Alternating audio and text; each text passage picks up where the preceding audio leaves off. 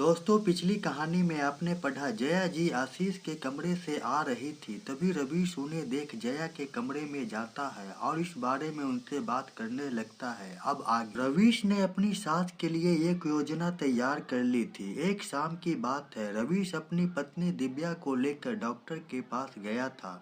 जया जी घर पर अकेले ही थी। इधर आशीष भी घर आ गया। जया जी आशीष के कमरे में आई और दोनों आपस में बात करते हुए अपने मन की बात एक दूसरे से कह रहे थे। जब दिव्या और रवीश घर आए, उनसे पहले ही जया जी अपने किचन में थी। देर रात जब दिव्या सो चुकी थी, उस वक्त रवीश कमरे से बाहर आता है। उसने देखा जया जी हल्की लाइट की रोशनी में घर के बाहर बने बरसाती के नीचे नीले रंग की टाइट जीन्स और ब्लैक कलर की कुर्ती पहने बैठी थी। रवीश उनके बगल में आकर बैठता है और कहता है, आपको नींद नहीं आ रही? चलिए, टाइम पास के लिए मैं आपको कुछ दिखाता हूँ जिसे देखकर शायद आपको बहुत अच्छा लगे।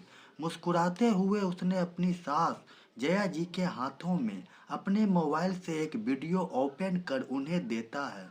जया जी मोबाइल देखते ही उनके चेहरे पर चिंता परेशानी की हजारों लकीरें एक साथ उभर आती है। यह क्या है? यह तो उनका और आशीष का आज की शाम का ही वीडियो है।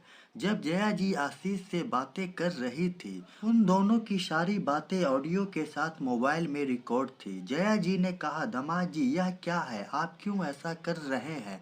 आखिर आप मुझसे चाहते क्या है? कुछ नहीं, बस यह दिव्या को मैं दिखाना चाहता हूँ। आखिर उसे बताना तो है ही मुझे। रवीश के चेहरे पर जीत की मुस्कान साफ झलक रही थी। जया जी अब बुरी तरह फंस चुकी थी कि अब वह क्या करे। रवीश साफ शब्दों में तो कुछ नहीं कह रहा था, पर जया जी जानती थी कि वह उन्हें ब्लैकमेल कर क्या चाहता है उनसे। जया जी ने रवीश को लेकर पहले भी बहुत सी बातों को महसूस किया था। जया परेशान सी वहां से उठकर अपने कमरे में आ गई थी। रवीश भी उनके पीछे पीछे ही था।